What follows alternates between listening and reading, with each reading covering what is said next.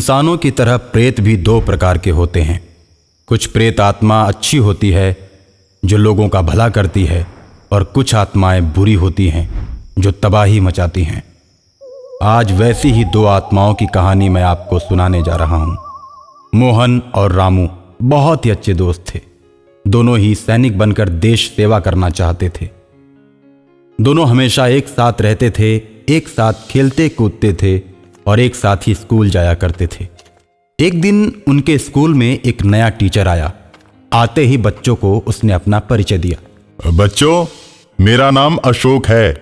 मैं तुम लोगों का फिजिकल टीचर हूं और कल से मैं तुम लोगों को अच्छे अच्छे खेल सिखाऊंगा।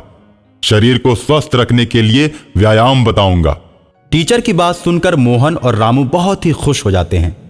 दोनों ने मन में सोचा, व्यायाम और खेल दोनों ही सैनिक बनने के लिए बहुत ही जरूरी है। एक दिन स्कूल में फुटबॉल प्रतियोगिता हो रही थी।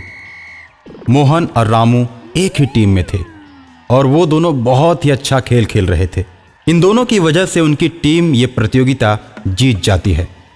सभी टीमों को उनकी टीम पराजित कर देती है और गोल्ड मेडल लेकर आती है।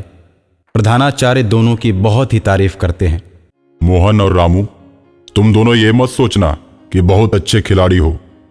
मैं आज अकेले में तुम दोनों को एक राज की बात बताता हूं। मैं कोई टीचर नहीं, मैं एक शैतान हूं और वो मेरा जादुई फुटबॉल था जिसके बल पर तुम लोगों ने प्रतियोगिता जीती। इन दोनों से बात करते करते अशोक का मुंह पीछे की ओर मुड़ जाता है और डरावना लगने लगता है। और हां, अगर मेरा ये राज तुमने किसी को बताया तो मैं तुम दोनों को मार दूंगा। रामू और मोहन डर से कांपने लगते हैं। स्कूल से घर जाते समय टीचर के बारे में बात करते हुए जाते हैं। यार मोहन, मुझे उस टीचर की नीयत कुछ ठीक नहीं लग रही। क्लास में बच्चों को हमेशा घूरता ही रहता है। इस तरह तो वो हम सबको डरा डरा के ही मार डालेगा। हमें उसके बारे में कुछ करना चाहिए। अरे यार, कर भी क्या सकते हैं? वो भूत टीचर कुछ भी करने पर हम दोनों को मार डालेगा। वे दोनों आपस में बात करते हुए घर चले जाते हैं। रामू घर जाकर उल्टी सीधी हरकतें करने लगता है। कभी खाने की मेज को पलट देता है तो कभी घर का आईना तोड़ देता है। रामू, आज क्या हो गया है? पहले तो तुम ऐसा नहीं करते थे। रामू का चेहरा टीचर के रूप में एकदम से बदल जाता है।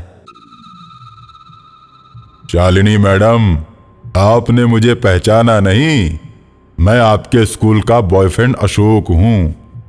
अशोक का नाम सुनते ही शालिनी डर जाती है और बीते दिनों की घटनाएं उसकी आंखों के सामने नाचने लगती है। रेस्टोरेंट में अशोक और शालिनी खाना खा रहे होते हैं। शालिनी का पति उन दोनों को देख लेता है लेकिन कुछ बोलता नहीं है। चुपचाप अपनी गाड़ी में बैठता है और घर चला जाता है। कुछ देर के बाद शालिनी भी घर आती है। कहाँ गई थी तुम? घर के जरूरी सामान और सब्जियां लेने बाजार गई थी। तब तो सब्जियां काटने के लिए चाकू भी लाई होगी। हाँ, बिल्कुल लाई हूँ। लेकिन तुम चाकू की बात क्यों कर रहे हो? मैं भी ऑफिस आते वक्त सेब लेकर आया हूँ। चलो, सेब को चाकू से काट कर टेबल पर रख दो, फिर हम दोनों बैठकर खाते हैं। अरे यार, ऐसा क्यों नहीं करती? अशोक को भी बुला लेती। कौन अशोक? वही जिसके साथ रेस्टोरेंट में बैठकर तुम खाना खा रही थी। तुम कैसी बहकी बहकी बातें कर रहे हो? देखो, मैं कोई बहकी बहकी बातें नहीं कर रहा हूँ। तुम्हें मेरे और अशोक में से किसी एक को चुनना होगा। ओके, देखो मैं ये खेल ही खत्म कर देती हूँ। शालिनी अशोक को फोन करती है और एक सुनसान जगह पर रात के अंधेरे में बुलाती है। अशोक शालिनी से मिलने के लिए आता है और जैसे ही गाड़ी से उतरता है, शालिनी उसे बेरहमी से मार देती है और अपनी गाड़ी स्टार्ट करके घर चली जाती है। किसी को भी इस बात के बारे में कुछ भी पता नहीं चलता। तुम पुरानी घटनाओं के बारे में सोच रही थी ना? मैं आत्मा हूं। कौन, कब, क्या और कैसे सोचता है सब जान जाता हूं। आज मैं तुमसे बदला लेने आया हूं। मेरी आत्मा को तभी शांति मिलेगी जब मैं तुम्हें मारकर अपने साथ ले जाऊंगा। इस तरह अशोक शालिनी को मारकर उसकी आत्मा को अपने प्रेतों की दुनिया में लेकर चला जाता है। इस तरह दोनों प्रेतों की दुनिया में जाकर एक दूसरे के दुश्मन बन जाते हैं और दोनों हमेशा टकराते रहते हैं। शालिनी प्रेमी जोड़ों को मारती है और अशोक उन जोड़ों को बचाता है। इन दोनों के टकराव को देखकर प्रेतों का राजा दोनों को बुलाता है आपस में मिलकर रहने की बात करता है। शालिनी स्कूल में जाकर कई बच्चों को गायब कर देती है। बच्चों के माता पिता को परेशान देखकर अशोक दुखी होता है। शालिनी की कैद से बच्चों को छुड़ाकर आजाद कर देता है। इस तरह शालिनी और अशोक की अच्छी और बुरी आत्माएं आपस में हमेशा टकराती रहती हैं।